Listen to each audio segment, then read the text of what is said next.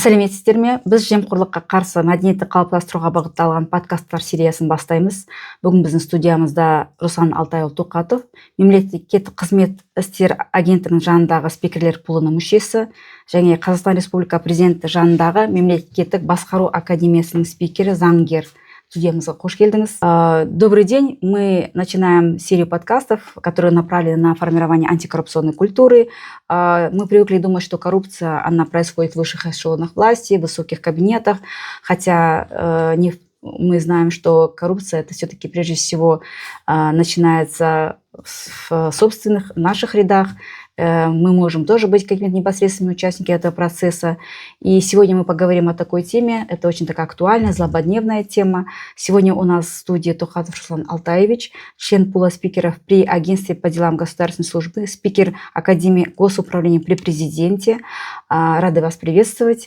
Давайте будем вместе разбираться, как построить общество чистое от коррупции, где давать и брать взятки будет очень неприлично. Енді бірінші сұрағымыз, сыбайлас жемқорлық дегенді өз сөзіңізбен қалай түсіндіресіз? Және де бұл мәселе несімен қауіпті қазіргі таңда? Рахмет, Мадина ханым. Тағы да қайырлы күн, құрметті көрермендер. Енді бүгінгі таңда, мысалы, мынау сіздің жаңа айтып отырған сыбайлас жемқорлық мәселесі қазіргі кезде бұл жалғыз Қазақстанның ғана емес, бүкіл әлемнің үлкен бір ерекше маңызды мәселелерінің бірегейі деп айтсақ, бұл қатты айтты деп есептелмейді. Неге? Өйткені сыбайлас жемқорлық қылмысы қазіргі кезде бұл тек қана бір саланы ғана емес, бір елді мекенді ғана емес, түбімен білдей бір мемлекетті артқа тартатын үлкен бір келеңсіздіктердің негізі болып табылып тұр. Өзі сыбайлас жемқорлық қылмысын түсініп, оның түбіне зейін салатын болсақ, негізі сыбайлас жемқорлық қылмысының өзі бізге ең бірінші заң қабылдаудан басталады. Мынау 1990 жылдардың басында Бутрус Гали деген Біріккен ұлттар ұйымының төрағасы сыбайлас жемқорлық қылмысы, яғни коррупциялық қылмыс, бұл тек қана бір мемлекеттің ғана мәселесі емес, бүкіл адамзат баласының мәселесі деп, ол сол кезде осы Біріккен ұлттар ұйымында сыбайлас жемқорлық қылмысының түпнұсқа түсінігін бекітті. Кейін әрбір мемлекет өзінде заң қабылдап, осыған қарсы күрес жүргізсін деген болатын. Енді 90 жылдардың басында біз қайда, коррупция қайда, есімізді жинағанша шамамен бір 7-8 жылдай уақыт өтеді. Сөйтіп тұңғыш рет Қазақстан 1998 жылы бірінші рет сыбайлас жемқорлық туралы заң қабылдайды.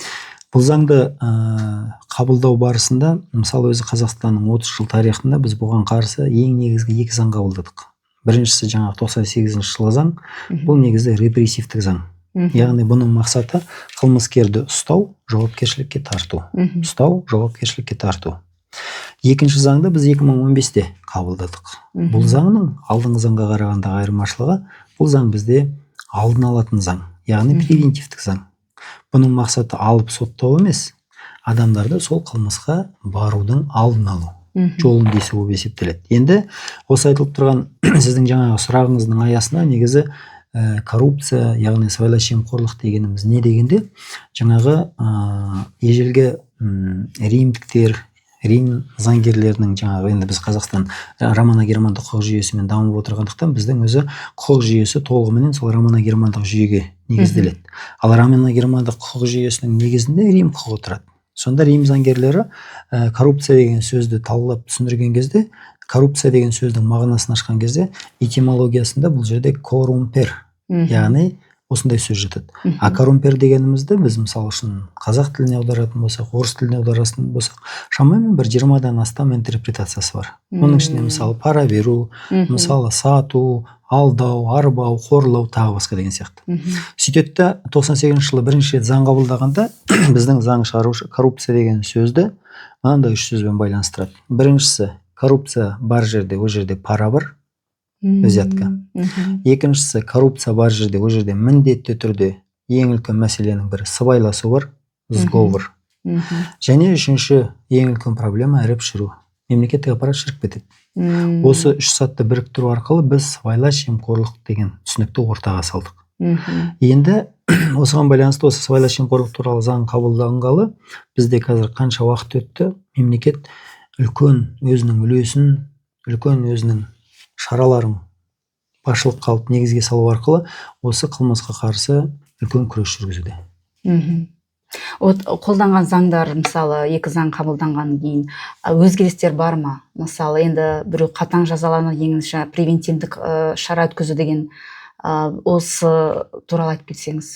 Енді бірінші мәселе, мысалы бірінші заңды алып қарадық, бұл жерде репрессивтік заң, яғни ұстайды, соттайды. Бұның басты мақсаты бізде салдарымен күресу. Салдарымен күресу дегеніңіз, бұл жаңағы қылмыстың алдын алмаймыз. Қылмыскерді ұстап алып жабамыз түрмеге. Ал енді превентивтік дегеніміз бұл салдар емес, себеппен күресу. Яғни сол қылмысты болдырмаймыз, алдын кесіп тастаймыз. Мысалы, қандай жағдайларды негізге алуға болады? Бізде осы 2015 жылы заң қабылданған кезде, сол 2015 жылды заңның ішінде бізде алыптағы, мысалы үшін, осы сыбайлас жемқорлық субъектілерін 2 үлкен топқа бөліп тастадық. Біріншісі бұл мемлекеттік қызметкерлер, мемлекеттік қызмет саласы. Екіншісі бұл бізде квазимемлекеттік секторлар. Екеуін бір-бірінен ажыраттық та. Сосын 2015 жылғы заңның 16 бабының 3 тармағында осы квазимемлекеттік секторлардың ішінде сыбайлас жемқорлыққа қарсы күресетін арнайы тетіктер жасады. Мысалы, олардың ішінде жаңа комплайенс бар, олардың ішінде әртүрлі жаңағы менеджменттер бар енгізілетін. И солардың негізінде күресе бастайды. Яғни бұның басты мақсаты алдын алу, соттамайды. Сол қылмысқа жол бермейді. Мысалы, бір ғана жағдай 2023 жылғы президенттің ұлттық баяндамасын алып қарап отырған кезде, мысалы, өзі қай жерде сыбайлас жемқорлық қылмыс көп болады, қай жерге мемлекеттен ақша көп бөлінеді, сол жерде сол қылмыс көп болады. Мысалы, білім саласын алып қарайтын болсақ, білім саласында мысалы біраз ақша бөлінгендігі көрінеді. И сол білім саласына бөлінген ақшаларды жымқыру, білім саласына бөлінген ақшаларды жаңа талан-таражға салу деген сияқты заттар өте көп көрініс табады. Соның негізінде, мысалы үшін, бір аймақты алып қарайды, жаңа ұлттық баяндамада. Сол ұлттық баяндамада білім басқармасының жаңағы тұлғаларының қатысы бар. Екінші мәселе жаңағы бухгалтерлар бар. Солар арқылы, мысалы үшін, жаңағы бөлінетін ақшаны әртүрлі жолдарменен құрту жолдары анықталады. Сонда қарап отыратын болсаңыз, жаңағы маманы бар, бас бухгалтер бар, 13 бухгалтер жаңағы елді мекенде 2,5 жылдың ішінде 280 миллионға жуық ақшаны қолды еткен, жоқ қылдырған. Сонда қалай? Мысалы үшін ақша бөлінеді, ол ақшаны алады, кейін мұғалімдердің еңбек ақысын аударады. Сосын сол арқылы ақша шығару жолдары болған. Мысалы үшін, мұғалімнің еңбек ақысы 300 мың ба, оған алады, бірінші тәсілі бойынша 400 мың аударады. Сосын кейін артынан хабарласады. 300-і өзіңізде қалсын, 100-ді бізге әкеп беріңіз. Екінші мәселе өлі жандар дейді, мертвые души. Мысалы, де юра 5 адам жұмыс істейді, де факто 2 адам жұмыс істейді. 3 адам бізде көрінбейді. Оларға төлейді. Және сол сияқты көптеген сондай мәселелер болады. Енді алдын алу барысында бұл жерде біз не істейді? Мемлекет алаттағы, енді жалғыз жаңа ғана территория емес, бүкіл жерде сондай мәселе болмас үшін мемлекет алаттағы жаңағы бірінші заң болса, ол жерде ұстап соттай береді. А екінші заң бойынша айтады, жоқ дейді. Біз алдын ала не істейміз дейді, алдын алу керек біз дейді. Яғни анализ жасайды, талдау жасайды. Сол талдау бойынша жаңағы тәуекелдер тауып алады, выявляем риски, и на основании этих рисков делаем реальные кардинальные шаги, где мы можем реально вот это все поменять. То есть, енді келешекте жаңағы 2023 жылдан бастап 25-ке дейін алаттағы жаңадан тетік кіргізеді механизм. Ол бойынша, мысалы үшін, интеграция жасайды. Мұғалім мектепте жұмыс істей ме? Білім басқармасында оның дербес деректері бар, персональный данные. Екінші, Минюста әділет басқармасында оның персональный данныйлары бар, дербес деректері. Одан кейін медицина саласында, мединфо, тағы басқа. Еңбек саласында бар. Оның барлығын алаттағы бір-біріменен біріктіреді, интегрировать етіп. Енді бұл адам бір жерге жұмысқа тұрса, бүкіл жерде ақпарат шығып тұрады. Анау жерге жұмысқа тұрды деп.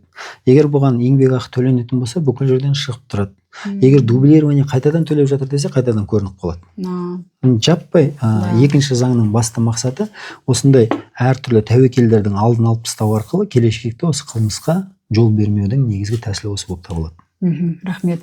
Ну, Руслан Владимирович, как вы сказали только что, у нас было на законодательном уровне принято 2 закона, да? Один был более жестокий, второй был направлен на превентивные меры. Вот вы как юрист, как человек, который работаете очень много времени в этой сфере, скажите вообще, с какого возраста надо формировать антикоррупционную политику, мировоззрение, вот иммунитет? Есть такое понятие антикоррупционный иммунитет. Ну, если брать мировую практику, то мы должны всегда смотреть куда. В первую очередь мы смотрим на те страны, где коррупционные показатели очень низкие. Например, за 2025 год в мире топ в 10 государств входят такие страны, как, допустим, Дания, Финляндия, Сингапур, Швеция, Швейцария и так далее. В этих странах, как мы смотрим, что они в основу берут для того, чтобы действительно бороться с этим недугом и чтобы у людей был иммунитет. В первую очередь они начинают именно с детства. То есть начиная со школьной скамьи, дошкольное воспитание, семейное воспитание. Потому что ребенок, он всегда делает то, что видит от своих родителей, от учителей и так далее. Если мы будем это все прививать именно с детства, у этого человека, у этого ребенка должно уже нарастать общественное порицание к этому преступлению. Понимаете? А для того, чтобы сформировать вот эту нулевую терпимость, необходимо что надо сделать? Вообще, самое главное, надо дать людям понять, что наказание за любое преступление, оно всегда есть. Не только когда вас поймали или посадили. Жизнь, она сама по себе это честный человек, как говорится. И сама судьба может любого человека наказать, если так посмотреть. И самое главное, когда мы вот ставим вот такие вопросы: воспитание, роль воспитания в семье, там, в школе и так далее. В связи с этим у нас в Казахстане тоже проводится много таких моментов, допустим, в школах. Да, например, адалдық алаңы, например, среди молодежи и так далее. Там есть такие моменты, когда, допустим, делаются открытые покупки. Например, маленького ребенка воспитывают: вот есть у нас магазин, но нету продавца. А вот эта булочка стоит 15 тенге. Он должен сам заходить, покупать, и эти 15 тенге он сам должен там оставлять. Понимаете? И посредством этого у этого человека уже идет воспитание, идет понимание. И когда он вырастет, у него не будет такого понятия, как правовой нигилизм. Он не будет отступать. Дальше он идет в вузы, там тоже есть адалдық алаңы, там тоже работают с ними, они тоже дают такую информацию. И в конце концов мы должны все вот это формировать именно с детства, а самое главное, всегда надо начинать именно с себя. Если вы сами такие, если человек, то и ваши дети, ваше поколение, ваше окружение будет таким. Потому что каждый человек, как говорят вот в древнем Китае, да, кажется, я сейчас точно не вспомню, все зависит от людей, от самого. То есть, если мы сами будем нормально в эту сторону работать, у казахов есть такая пословица: насихаттамасаң насихатталасың дейді. Если вы не будете оповещать, то завтра они будут вам оповещать что-то дурное. А ваша главная цель, наоборот, сделать благое, превентивные меры. Спасибо. Смотрите, вот одно время была очень нашумевшая такая история, когда запрещали давать, даже дарить цветы, букеты учителям. Вот на ваш взгляд, где проходит эта грань между подарком и взяткой? То есть здесь за счет того, что сейчас очень активная информационная работа ведется, есть такие моменты недопонимания. Вот здесь бы разъяснить. На самом деле, когда мы смотрим вообще, один из ведущих юристов мира, американский ученый Арнольд Хейденхэмер, говорил, вообще существует 3 вида коррупционности. Первый вид – это азиатская коррупционность. Второй вид – это афроамериканская коррупционность. И третий вид – это латиноамериканская коррупционность. Азиатская коррупционность – это мы. Есть 2 такие понятия, как силастық, сыбайластық. Вот все время на грани вот каких-то этих вот. И сложно иногда бывает определить, когда вас подкупают, а когда вот чисто человеческий фактор от души и так далее. Если брать в общем, если здесь мы смотрим по закону, вообще по закону, статья 1 Закона о противодействии коррупции, пункт 6. Когда мы смотрим этот закон, там раскрывается общее понятие коррупции. Само любое преступление состоит из состава преступления. Состав преступления состоит из 4 элементов. Это субъект, объект, объективная сторона, субъективная сторона.